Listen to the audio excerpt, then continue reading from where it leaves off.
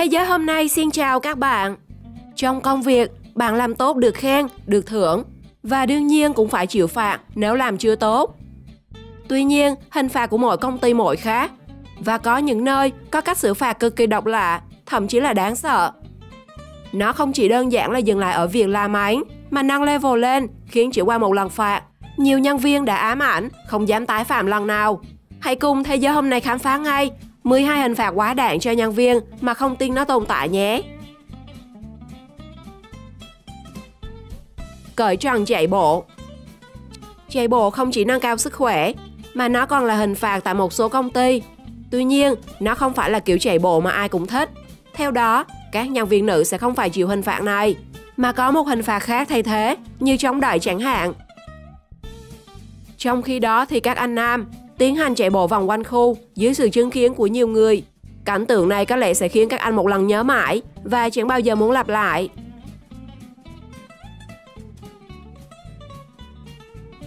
Đánh mông. Như một người bố với đàn con, làm sai thì bị đòn.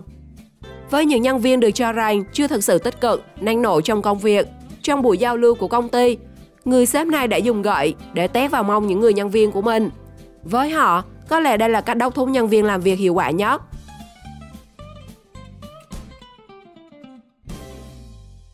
Ăn trứng sống. Bạn đã ăn trứng sống bao giờ chưa? Chia sẻ cho mọi người dưới phần bình luận nhé. Với nhiều người, ăn trứng gà sống có rất nhiều lợi ích cho cơ thể. Tuy nhiên, không phải ai cũng có thể ăn, cũng như chịu được mùi vị nguyên thuần của trứng.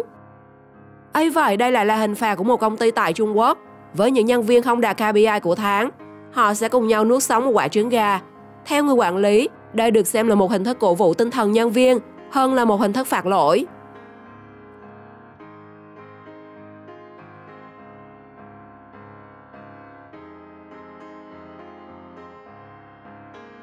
Bò nơi công cộng.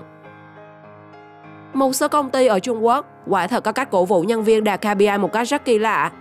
Họ cho những người nhân viên vận động bằng cách bò trên đường hay dạo quanh các hồ. Thời gian thực hiện từ 1 tiếng trở lên. Một số nhân viên về quỳ bò mà rách xước cả quần và áo. Một số ngồi gục bên đường. Số khác thì bò khóc nức nở vì sự cổ vũ này của công ty.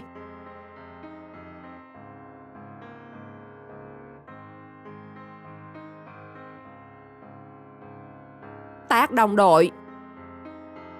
Bạn đã từng xem bộ phim Taxi Driver của Hàn chưa? Từng có một phân cảnh sắp xếp cho hai nhân viên tác nhau thật mạnh để cổ vũ tinh thần. Cứ tưởng đây chỉ có ở trong phim, ấy thế mà một công ty tại Trung Quốc vẫn đang áp dụng hình thức này.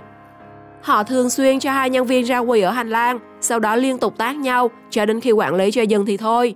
Đặc biệt, họ phải tác thật nhiệt tình, thẳng tay, nếu không sẽ được cho là không nhiệt huyết với công ty.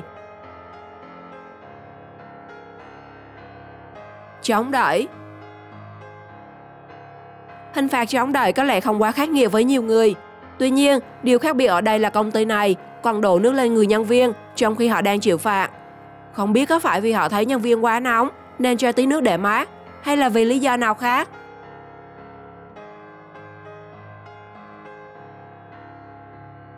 Ăn khổ qua. Do không hoàn thành được chỉ tiêu của công ty đề ra, nhóm nhân viên đã bị sếp mình phạt ăn sống những quả khổ qua hay mướp đánh. Khỏi phải nói, hẳn các bạn cũng có thể tưởng tượng được độ đánh của nó như thế nào. Một số nhân viên đã không thể ăn được và trở nên gục ngã trước hình phạt này.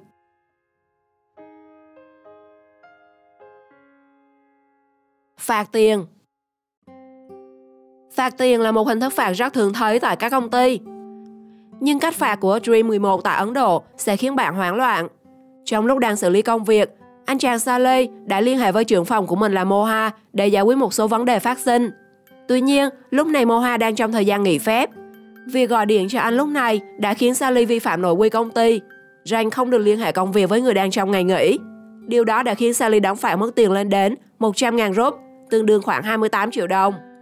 Bạn có nghĩ quy định này có nên được phổ biến tại các công ty hay không?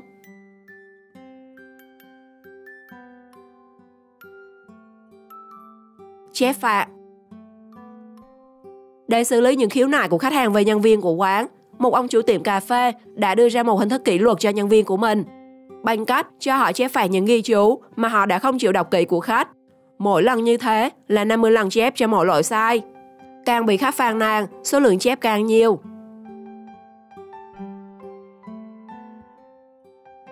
Phạt quản lý.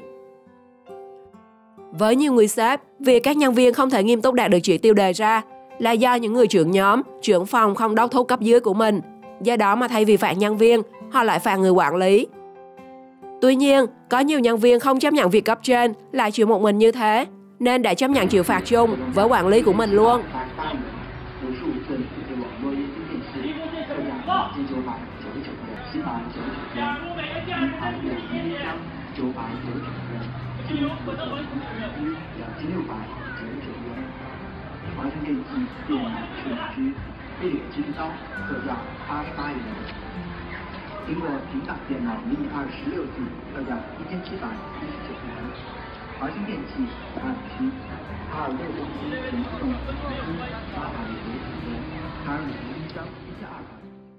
Hai, quỳ ngoài đường.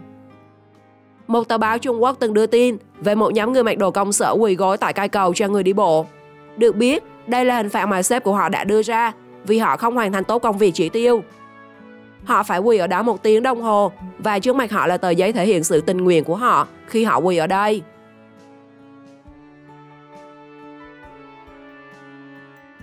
Khấu đầu với ông chủ. Hình ảnh về các nhân viên tại một nhà hàng lẩu đã gây sửng sốt cho các cư dân mạng. Theo đó, họ tập trung tại một quảng trường lớn, sau đó luân phiên xếp hàng quỳ khấu đầu với những người lãnh đạo đang ngồi trước mặt mình, đồng thời luôn miệng hô to: "Cảm ơn ông chủ đã cho tôi việc làm." Bạn nghĩ sao về những hình phạt này? Chia sẻ cho mọi người biết dưới phần bình luận nhé. Đừng quên đăng ký kênh để xem nhiều video hơn. Chào tạm biệt và hẹn gặp lại!